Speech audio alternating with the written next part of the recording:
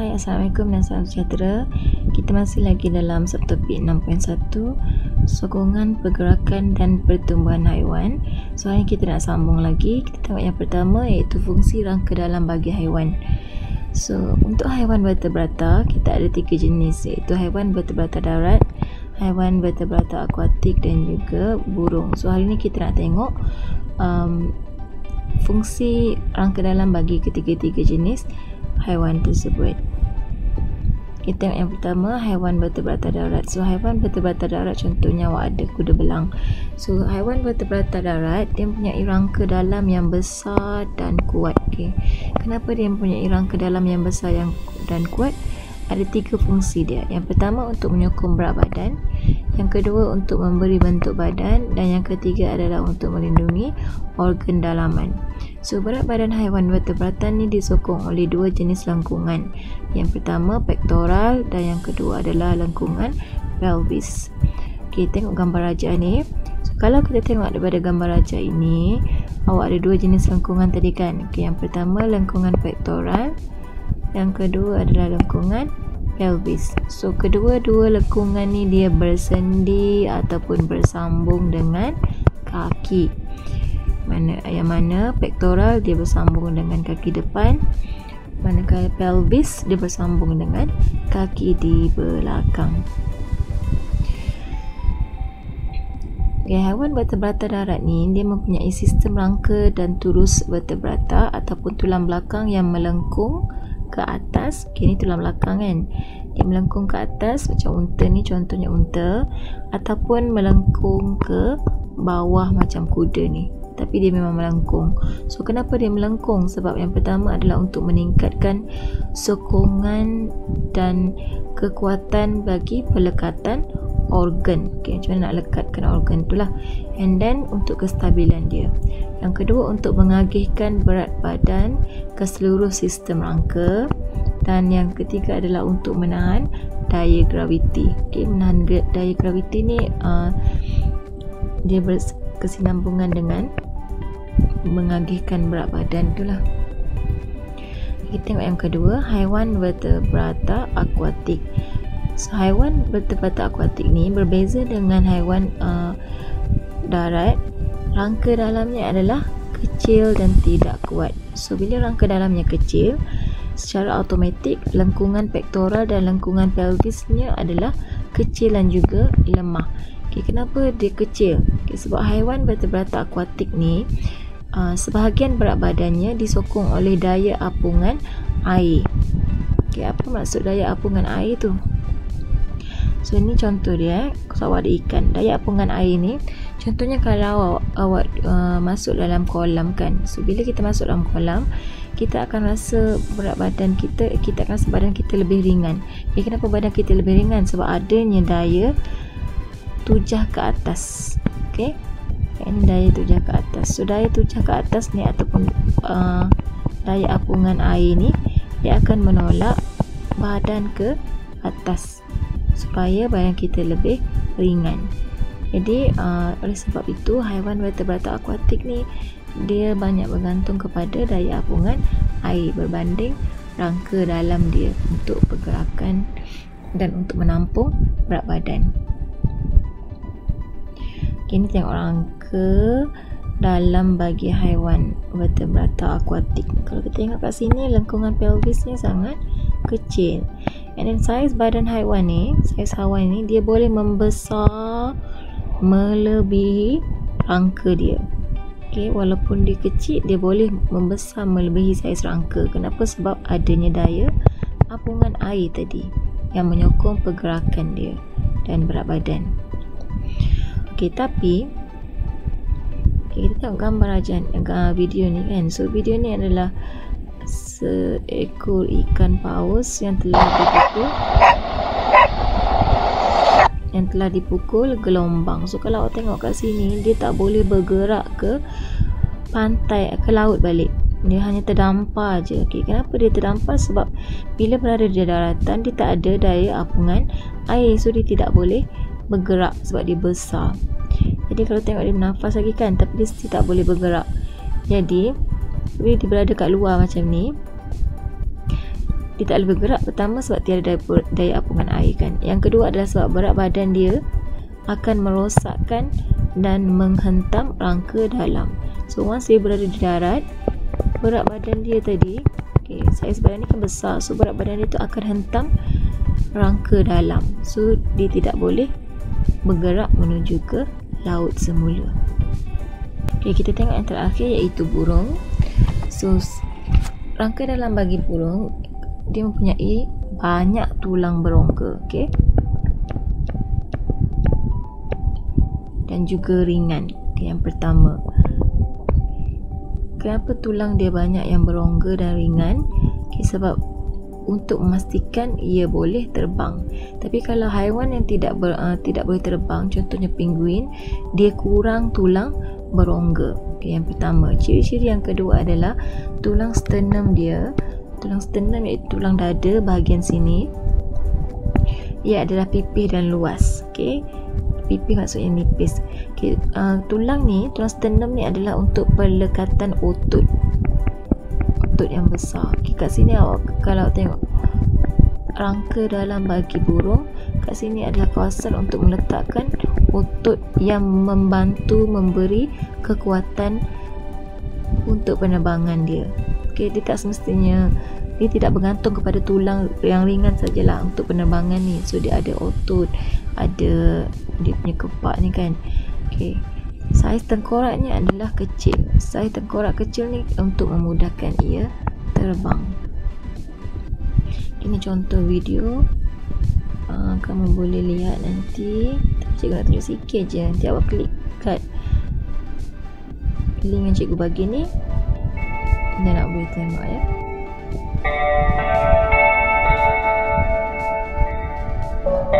The art of avian flight is incredibly complex and sophisticated.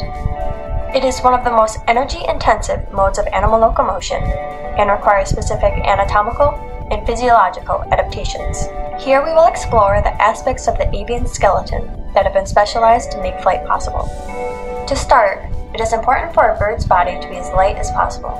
One feature associated with weight reduction is air-filled or pneumatic bone.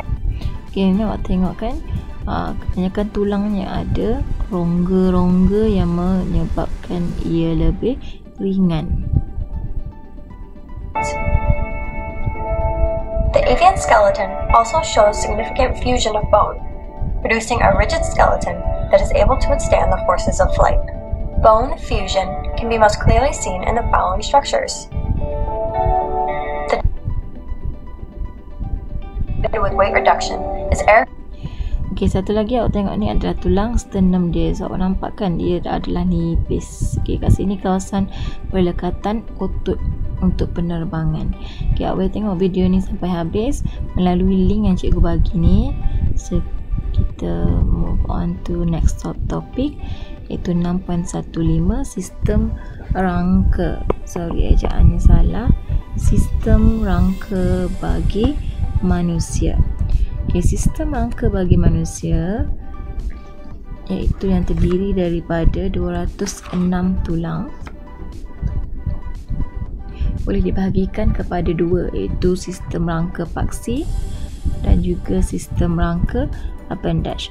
Yang mana sistem rangka paksi? Sistem rangka paksi tu yang paksi yang menegak. So dia menyokong bahagian utama badan. So daripada atas ni tengkorak, terus vertebra dan juga rusuk dan sternum, gerak-gerak pula tengkorak ni. Rangka appendage ni pula rangka yang melekat pada paksi utama. So tadi yang cikgu tunjuk dia melekat tu dia paksi utama kan. So rangka appendage ni yang melekat pada paksi utama. Contohnya tulang tangan, tulang kaki dan juga lengkungan pektoral dan lengkungan pelvis. Tengok yang pertama dulu. Ini adalah ciri-ciri rangka manusia. Terdiri daripada tulang, rawan, bahagian yang lembut, contoh kat telinga dengan hidung awak tu, dan juga ligamen. terdiri daripada 206 tulang, 80 di bahagian paksi dan selebihnya adalah di bahagian appendage. So awak tengok human skeleton ni kan, okay, baby masa awak baru lahir tulang awak ada 270, tapi apabila awak semakin dewasa tiba-tiba tulang awak semakin berkurang. Okay, kenapa? Cuba fikirkan dan bagi jawapan kat saya di Telegram. Okay, kita tengok rangka paksi dulu. So rangka paksi terdiri daripada tengkorak, turus vertebrata, tulang rusuk dan juga sternum. Okay, ni rangka paksi. Kita ada gambar sisi dan hadapan dia. Kita tengok yang paling atas tu, kita tengok itu adalah tengkorak. So ini tengkorak. Tengkorak ni ada dua. Okay, ada dua bahagian. Yang pertama cranium yang ini. So cranium ni adalah untuk melindungi otak kamu. Okay, yang kedua tulang muka bahagian sini. Tulang muka ni adalah untuk memberi bentuk muka dan menyokong gigi. Okay, sini kawasan pelekatan gigi ni kan. Okay, yang kedua turus vertebra. Turus vertebrata, tulang belakang awak ni. So dia mempunyai tiga ruas tulang yang kecil. So awak nampak ni, awak kira ada 33. So dia ni kuat dan boleh melentur. Apa fungsi dia? Dia adalah untuk melindungi saraf tunjang awak. Saraf tunjang ni penting untuk tindak balas refleks awak. Okey, yang ketiga kita tengok tulang rusuk dan juga sternum. Okey, tulang rusuk. Okey, ni gambar tulang rusuk dan tulang dada. Ni tulang dada Okay, tulang rusuk dia ada 12 pasang. Okay, so dia bersendi dengan vertebrata thorax. Okay, ada 7 pasang bersendi terus dengan sternum. So kalau awak kira ni sternum, awak kira 7 pasang dia bersambung secara terus. 1, 2, 3, 4, 5, 6, 7. Kita panggil dia sebagai tulang rusuk sejati. 3 pasang lagi dia bersambung secara tidak langsung. Okey, dia bersambung kat rawan tu. Yang ni tulang rusuk palsu. So nampak ni dia tak bersambung kan? 1, 2, 3. Dia tidak bersambung dengan sternum. Okey. Akhir sekali kita ada 2 pasang yang tergantung bebas. Okey. Ni tulang rusuk melayang, dia tergantung secara bebas, maksudnya dia tak bersambung pada tulang sternum tu. Okay, fungsi dia adalah untuk melindungi organ utama. Contohnya awak ada jantung awak dengan paru-paru. So tulang rusuk tu untuk melindungi organ-organ utama. Okay, rangka appendage. Kita tengok rangka appendage yang bersambung dengan rangka paksi tadi. Yang pertama kita ada lengkungan pektoral, tulang tangan, lengkungan pelvis dan juga tulang kaki. Kita tengok yang pertama lengkungan pektoral. Okey, lengkungan pektoral terdiri daripada tulang clavicle dan juga tulang scapula, tulang bahu awak ni kan, dan juga tulang scapula. Kalau kita panggil macam belikat kita kat belakang tu. Okay, so dia bersendi, tulang clavicle ni dia bersendi dengan scapula dan juga sternum. Okay, dia bersambung terus dengan tulang sternum kat sini. Manakala tulang scapula awak dia bersendi dengan humerus kat bahagian tangan awak. Okay, fungsi dia untuk menghubungkan tulang lengan kepada rangka paksi. Okay, tulang tangan okay, tulang tangan ni dia bersendi dengan scapula tadi. So awak kena ingat nama dia dan juga kedudukan dia. Okay, yang pertama awak ada humerus. Okay, hujungnya berbentuk bulat bersendi dengan lengkungan pektoral. So yang ini humerus. Dan awak ada radius.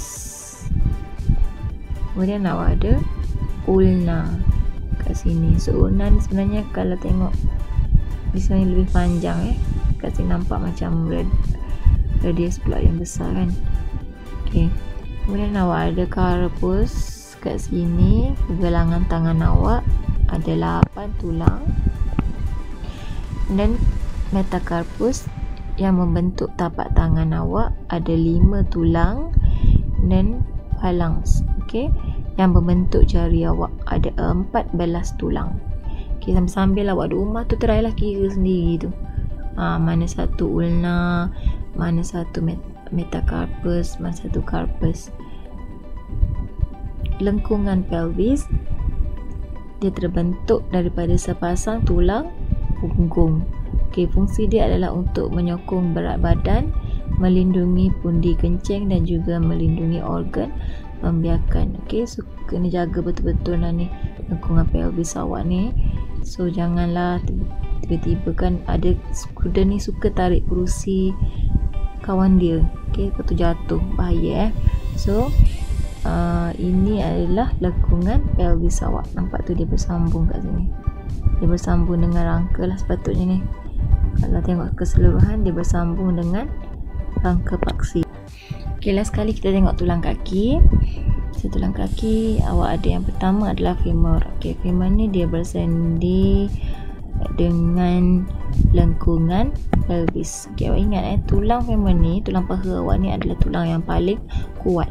Okey, dalam banyak-banyak tulang dalam badan awak ni paling kuat, paling panjang dan paling berat. Dan dia bersendi atau bersambung dengan tulang betis awak. Okey, sini femur dia bersambung kat sini. Alright, dan awak ada patella. Patella ni adalah tempurung lutut. So dia fungsi dia adalah untuk melindungi sendi lutut. Okey, patella ni dia kecil dan boleh bergerak. Okey, boleh bergerak. Tibia dan juga fibula. Okey, tibia di bahagian ini, fibula di bahagian belakang. Okey, so tibia dengan fibula ni iaitu tulang betis awak dia bersendi dengan tarsus, pergelangan kaki awak. Okey, kat sini. So kat sini awak ada tarsus, pergelangan kaki, semua mempunyai 7 tulang kecil. And then awak ada metatarsus yang membentuk tapak kaki awak, ada 5 tulang kecil. Sambil-sambil awak tengok tu, awak try lah pegang-pegang kaki tu kan. Nampak rasa tak tulang tu. Dan last sekali awak ada phalanx ataupun tulang jari kaki. Ini membentuk jari kaki lah. So ada 14 tulang kecil.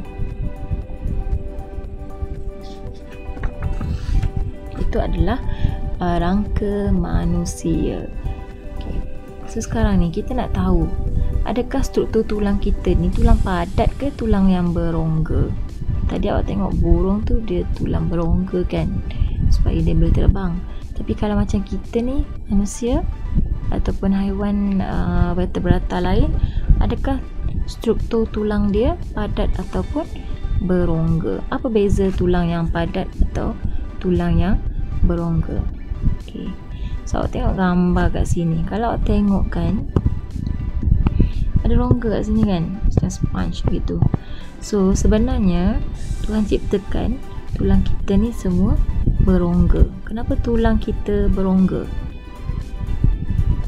Tulang vertebrata ni berongga. Semua berongga lah, cuma banyak dengan sikit saja. So tengok eksperimen ni, kita boleh bezakan objek yang berongga dengan silinder yang berongga dengan silinder yang tidak berongga. Mana satu yang lebih bagus? Okay. Turn around here so that you can see it, because here are 2 rods and we'll weigh them. Here's the solid rod. What does it weigh? Well, that one is a 1 pounder. Okay, yang pertama solid, yang padat. Well, it's down just, it's a little below 1, right? Just remember where it is. We don't care exactly what it weighs. Because here's another rod, but this time it's hollow. Okay, yang kedua kita tengok yang hollow, yang berongga. So dua-dua mempunyai berat ataupun jisim yang sama. Barbell weights back there. You want to bring them up?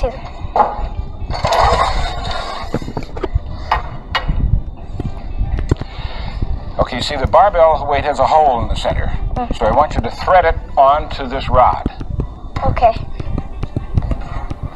Now we'll stretch it between the table and the shelf over here, bring it down to the center, and then slowly let go.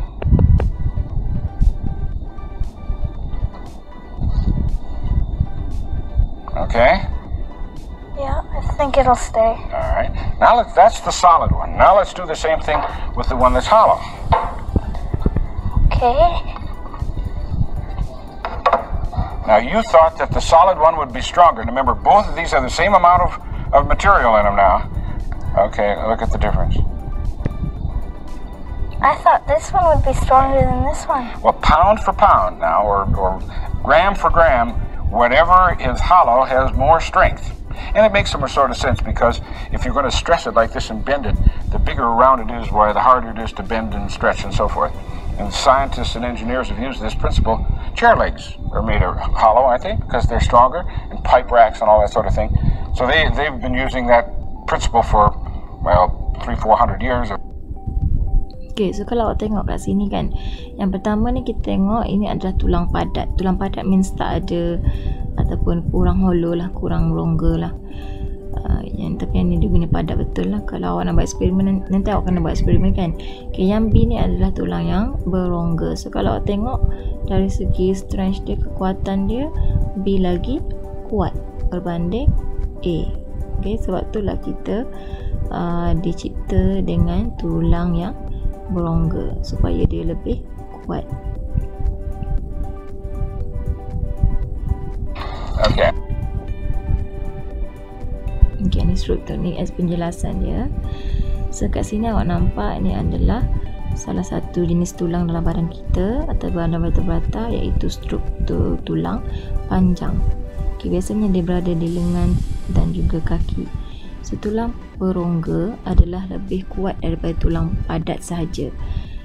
Tulang yang kuat ni diperlukan untuk, okay, kenapa kita perlukan tulang yang kuat? Untuk menampung berat badan kita. Okay, tulang panjang ni dia mempunyai tulang spongiosa. Dia macam sponge. Okay, kalau kita tengok tadi gambar raja ni, dia macam berongga-rongga gitu, macam sponge yang yang basuh pinggan tu kan ada sponge, ada pula rongga-rongga kat sponge tu. So apabila dibengkokkan, awak cuba bengkokkan dia, daya yang bertindak tu dia hanya menghasilkan tekanan yang bertumpu di tepi ni je. Okay, bila awak cuba bengkokkan, daya ni bertumpu kat sini je, kat tepi. So dia tak fokus pada tengah tu. Sebab tu dia lebih kuat daripada tulang yang padat. Sebab kalau tulang yang padat tu, bila awak cuba bengkokkan, tekanan tu dia akan menumpu pada keseluruhan kawasan tersebut. Okay, kelebihan tulang berongga, yang pertama dia lebih ringan dan lebih kuat. Yang ini yang membolehkan burung terbang, sebab burung mempunyai lebih banyak tulang berongga berbanding vertebrata yang lain. Okay, memerlukan kurang kalsium dan fosforus. Okay, so kita tak perlulah ambil kalsium ataupun fosforus secara berlebihan. Yang ketiga adalah untuk membolehkan kita dan haiwan vertebrata bergerak dengan lebih laju. Okay, ini adalah eksperimen wajib. Yang ni yang cikgu beri tugasan pada awak. Awak perlu menghasilkan satu video yang menunjukkan kamu melaksanakan eksperimen ini dan hantar kepada saya. Okay, jangan lupa hantarkan hasil video anda ke Telegram Sains Tingkatan 4. Okay, kita tengok 6.1.7, subtopik terakhir dalam 6.1, iaitu sistem sokongan dengan faktor kestabilan haiwan.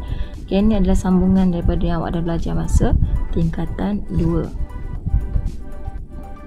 Kestabilan sesuatu haiwan ni berbeza mengikut titik keseimbangan pada sistem sokongan haiwan tersebut. Yang pertama sekali kita tengok apakah maksud kestabilan.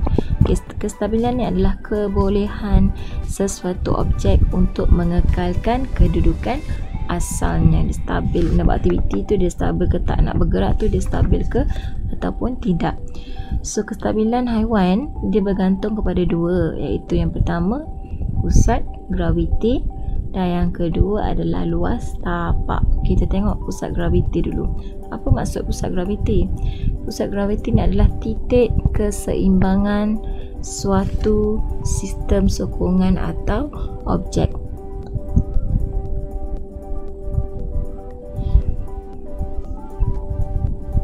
So, apakah maksud titik keseimbangan tu? Titik keseimbangan tu adalah titik keseluruhan berat sistem sokongan atau objek bertindak untuk mengimbangi kedudukannya. Okey. So, kedudukan pusat graviti ni dia memainkan peranan yang penting kepada haiwan. Secara umumnya, haiwan yang mempunyai pusat graviti yang rendah lebih stabil nak dibandingkan dengan haiwan yang mempunyai pusat graviti yang rendah. Contohnya zirafah. So, kalau zirafah dia kurang stabil semasa berdiri kerana pusat gravitinya adalah lebih tinggi. So, contohnya kalau ada haiwan yang tinggi, so kita tengok kat bahagian mana dia punya titik keseimbangan dia. Okay, saya dah belajar masa form 2 dulu kan. So, ni adalah titik keseimbangan pusat graviti. Tapi kalau haiwan yang rendah, haiwan yang rendah tapi tapak dia masih sama saiz.